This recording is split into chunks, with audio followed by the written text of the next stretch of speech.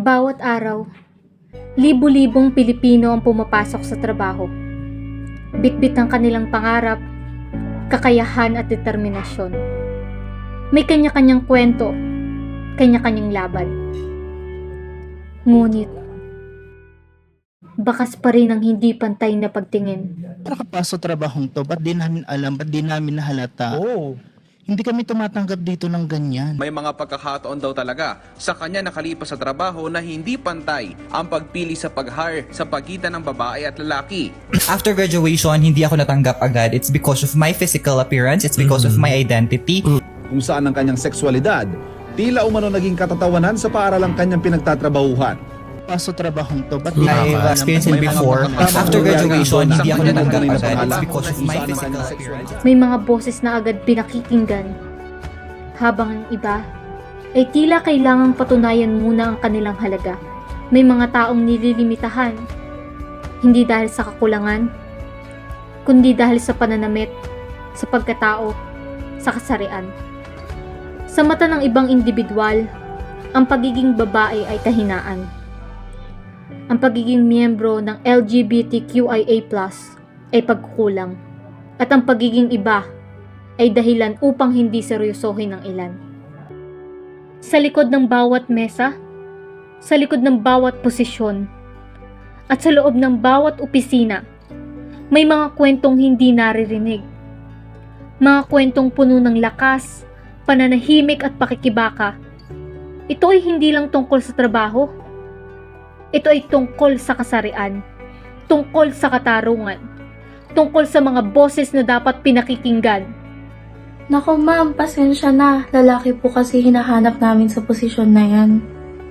Sir, hindi po kami tumatanggap na lalaking sekretary. Nag-a-apply po kayong masahista? Mambabastos lang kayo dun eh. Hoy, bakla, naghahanap ka pa rin ng trabaho? Bakit di ka na lang kasi mag-parlor? Di ba na naman kadalasang tatrabaho mga kagaya mo? Ay, lesbian ka. Baka hindi ka makisama sa mga lalaki sa department namin. Nakapasa ka sa pagkasundalo? Hindi ba? Bakla ka? Flight attendant? Ay naku, dapat babae lang yan. Para presentable tingnan sa mga tao. Pwede bang normal na lang itsura mo pag pumasok ka dito sa work? Para hindi ma-distract yung iba? Okay naman tong credentials mo. Ang problema kasi hindi ka straight eh. Baka sira ka lang ng team dynamics. Babae kang engineer? Baka hindi mo kayanin ng fieldwork? Men's job kasi yan. Ilang beses na ba tayong tinanggihan, hinusgahan, o binigyan ng limitasyon? Hindi dahil sa kakayahan, kundi dahil sa kasarian o pagkatao. Sa trabaho, hindi dapat basihan ang kung sino ang babae, lalaki, bakla, tomboy o trans. Dahil ang talino, sipag at galing, wala iyang kasarian. Pantay ang karapatang magtrabaho, mangarap at magtagumpay. Wala sa kasarian ang kakayahan, nasa puso, talino at dedikasyon. Ngayon, itanong natin, paano tayo magiging bahagi ng pagbabago? Paano natin masisiguro na ang bawat isa, anuman ang kasarian, ay may pantay na karapatang magtrabaho at umasenso? Ang trabaho ay para sa kakayahan, hindi sa kasarian. Buksan natin ang pintuan para sa lahat ng aplikante. Palalimin ang pangunawa, palakihin ang respeto. Tanggalin ang anumang pagkiling at diskriminasyon sa trabaho. Isulong ang mga polisiya na tanggap at protektado ang lahat. Kabilang ang paggamit ng tamang pronouns at patas na benepisyo. Magkaroon ng safe spaces kung saan ang bawat isa ay malayang makapagbahayag at umunlad ng walang takot. Hikayatin ang mga kababaihan, LGBTQIA+, at iba pang minor na manguna at magbigay inspirasyon sa trabaho. Walang puwang para sa gender pay gap.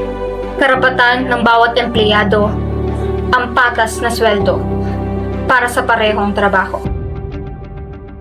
Hindi kasarian ang sukatan ng galing at dedikasyon. Ang tunay na lakas ng workplace ay nasa pagkakapantay-pantay, sa respeto, at pagkilalang pantay ang lahat, babae, lalaki, LGBTQIA+, o sino ka man. Itaguyod natin ang isang kinabukasan na kung saan walang diskriminasyon. Sa lahat ng oras, sa bawat trabaho, sa bawat hakbang. Para sa lahat ng araw. Sama-sama nating itayo ang isang mundo na kung saan lahat ay may oportunidad. Ligtas ang kapaligiran at may respeto sa lahat ng kasarian. Dahil ang pagkakapantay-pantay ay hindi pabor. Ito ay karapatan. Pantay na trabaho, pantay na karapatan.